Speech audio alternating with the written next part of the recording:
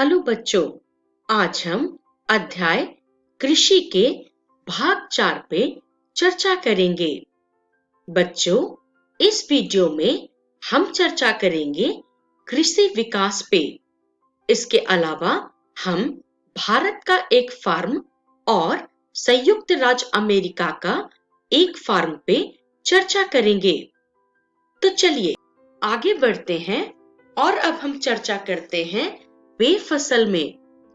बच्चों, बेफसल में सबसे पहला आता है आपका कॉफी। कॉफी जो है रोपन कृषि की फसल है और आपकी जानकारी के लिए ये बता दें कि कॉफी के पौधों की खोज इथियोपिया के कफा प्रांत में हुई। कॉफी में कैफीन होता है और बच्चों, ब्राजील को विश्व का कॉफी का कटोरा भी कहा जाता है। बच्चों, अगर हम बात करें इसके भौगोलिक दशा की, तो कॉफी के लिए गर्म आर्द्र जलवायु, सुअपवाहित दोमट मिट्टी और पर्वतीय ढाल अनिवार्य है। और अगर हम बात करें इसके प्रमुख उत्पादक देश की, तो ब्राजील, कोलंबिया, भारत, मैक्सिको और वियतनाम है। चलिए अब हम आगे बढ़ते हैं और पेय फसल में चाय पे चर्चा करते हैं। बच्चों, चाय जो है विश्व का सर्वाधिक प्रचलित पेय है। माना जाता है कि विश्व प्रसिद्ध ओलंग चाय ताइवान में पैदा की जाती है।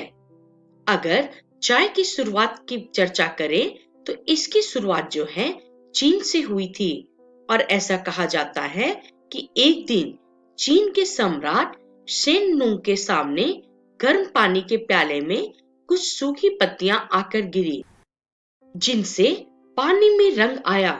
उन्होंने उसकी चुस्की ली तो उसका स्वाद उन्हें बहुत पसंद आया और यहीं से चाय की शुरुआत होती है।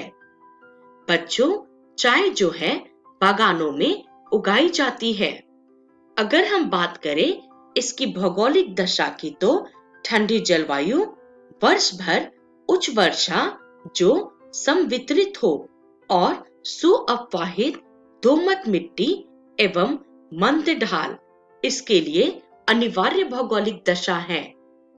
और बच्चों, अगर हम बात करें इसके प्रमुख उत्पादक देश की, तो चीन, भारत, श्रीलंका, कीनिया, तुर्की, इंडोनेशिया और वियतनाम इसके प्रमुख उत्पादक देश हैं। तो चलिए अब हम आगे बढ़ते हैं और कृषि विकास पे चर्चा करते हैं। बच्चों, अगर हम बात करें कि कृषि के विकास क्यों जरूरी है, तो बच्चों, तेजी से बढ़ रही जनसंख्या की बढ़ती मांग को पूरा करने के लिए कृषि का विकास जरूरी है और इसके लिए कई प्रयास जो है निरंतर किए जा रहे हैं, जैसे कि सिंचाई की सुविधाओं में विस्तार, उच्च उपज देने वाले बीजों का प्रयोग, उसके अलावा उर्वरक के समुचित प्रयोग, उसके अलावा कृषि की मशीनीकरण और बुआई गई फसलों की संख्या में वृद्धि। इसके अलावा कृषि के विकास के लिए बोए गए क्षेत्रों में निरंतर विस्तार भी किया जा रहा है। इन सभी प्रयासों का एक ही मुख्य लक्ष्य है, वो है कृषि का निरंतर विकास, ताकि बढ़ती हुई जनसंख्या की मांग की पूर्ति की जा सके। इस प्रकार से बच्चों, हम कह सकते हैं कि खाद्य सुरक्षा का मुख्य उद्देश्य लोगों को सस्ती दर पे पर्याप्त मात्रा में खाद्य उपलब्ध कराना है, ताकि लोगों को खाद्य एवं पोषण सुरक्षा मिले और वो सम्मान के साथ जीवन जी सके। तो चलिए अब हम आगे बढ़ते हैं और भारत एक फार्म पे चर्चा करते हैं। बच्चों, भारत एक फार्म की स्थिति के बारे में जानने के लिए हम एक संक्षेप में कहानी पे चर्चा करेंगे। बच्चों, उत्तर प्रदेश के गाजीपुर जिले में अलियाबाद नामक एक छोटा सा गांव है, जिसमें मुन्ना लाल नामक एक किसान है, जिसके पास लगभग 1.5 हेक्टेयर की उर्वरक भूमि का एक फार्म है। वो अपने फार्म पे भाड़े पे ट्रैक्टर से जुताई करवाता है और बाजार से अधिक उपज वाले बीज भी खरीदता है। यहाँ तक कि वो समीप के खेत में लगे नलकूप से अपने खेत की सिंचाई करता है, जिसके लिए उसे पैसे देने पड़ते हैं। वर्ष में वो सामान्यतः 2 फसल, गेहूं और चावल या दाल उगा पाता है। इसके अलावा उसके पास भैंस और कुछ मुर्गियां भी हैं और वो शहर के सहकारी भंडार में दूध बेचता है। वहां से मुन्ना लाल को पशुधन के चारे, स्वास्थ्य एवं कृत्रिम गर्भधारण के संबंध में सलाह मिलती है। मुन्ना लाल कभी-कभी बैंक या कृषि सहकारी समिति से कृषि कार्य के लिए ऋण भी लेता है और वह अपने उत्पादों को निकट के सब्जी मंडी में बेचता है। अधिकांशतः किसानों के पास भंडारण की सुविधा नहीं होती, जिसके कारण अनुकूल न होने के बावजूद उन्हें अपने उत्पादों को बेचना पड़ता है, जिसके कारण ये माना जाता है कि भारत में जो किसान है वो बहुत ज्यादा खुश नहीं रह पाते हैं। चलिए अब हम आगे बढ़ते हैं और आगे बढ़ते हुए अब हम संयुक्त राज्य अमेरिका का एक फार्म पे चर्चा करते हैं। संयुक्त राज्य अमेरिका के मध्य पश्चिम में आयोवा राज्य का एक किसान है, हॉरेन, जिसके पास 300 हेक्टेयर भूमि है।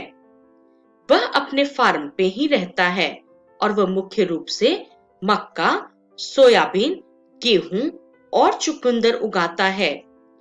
वह अपने खेत की मिट्टी की जांच के लिए समय समय पे प्रयोगशाला में भेजकर उसकी उर्वरकता का पता करते रहता है। वह अपने खेतों में मक्का तब तक उगाते रहता है जब तक कि उसको ये विश्वास न हो जाए कि मिट्टी और जल इस फसल की आवश्यकता को पूरा कर देंगे। बच्चों, पीड़कों पे नियंत्रण के लिए वो आधुनिक तरीकों से पीड़ानाशी का छिड़काव करता है। इसके पास एक कंप्यूटर भी है जो उपग्रह से जुड़ा हुआ है। यह उसको उसके खेतों की यथार्थ तस्वीर देता है, जिसके अनुसार वह पीड़ानाशकों एवं उर्वरकों का आवश्यकता अनुसार प्रयोग करता है। वह अपने खेतों में ट्रैक्टर, बीज बोने की मशीन, समतलक, संयुक्त हार्वेस्टर और थ्रेशर का उपयोग करता है, अर्थात वो कृषि के लिए सभी आधुनिक मशीनों का उपयोग करता है।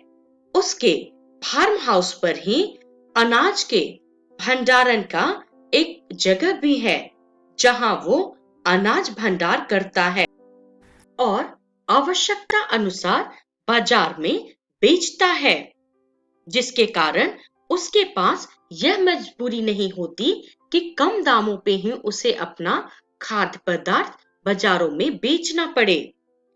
बच्चों, इस प्रकार से हम देखते हैं कि संयुक्त राज्य अमेरिका में जो है किसान उन्नत तरीके से खेती करता है और वह खेती न केवल खेतिहर किसान की तरह करता है बल्कि एक व्यवसाय की तरह भी करता है। तो बच्चों, आपने भारत में किसान की स्थिति और संयुक्त राज्य अमेरिका में किसान की स्थिति, इन दोनों पे चर्चा की और इस चर्चा के बेसिस पे आप भी आराम से डिफरेंशिएट कर सकते हैं कि भारत में किसान की स्थिति अभी भी दयनीय है और अधिकांशतः किसान आधुनिक तरीके से खेती नहीं कर पाते हैं और अधिकांशतः किसानों के पास भंडारण की भी जगह नहीं होती है, जिसके कारण ना चाहते हुए भी उन्हें कम कीमतों पे अपना माल बाजार में बेचना पड़ता है। और वहीं संयुक्त राज्य अमेरिका में सभी चीज संगठित रूप से होती है, जिसके कारण वहां के किसान की जीवन खुशहाल होती है। तो चलिए अब हम आगे बढ़ते हैं और चर्चा करते हैं कि इस वीडियो में हमने क्या सीखा। तो बच्चों, इस वीडियो में हमने कृषि विकास पे चर्चा की। इसके अलावा हमने भारत का एक फार्म और संयुक्त राज्य अमेरिका का एक फार्म पे चर्चा की। बच्चों, इसका रेफरेंस है भूगोल कक्षा 8 की पाठ्य पुस्तक। और अगले वीडियो में हम प्रश्न उत्तर हल करेंगे। तो बच्चों, हम अगले वीडियो के साथ जल्द ही मिलेंगे। तब तक के लिए धन्यवाद।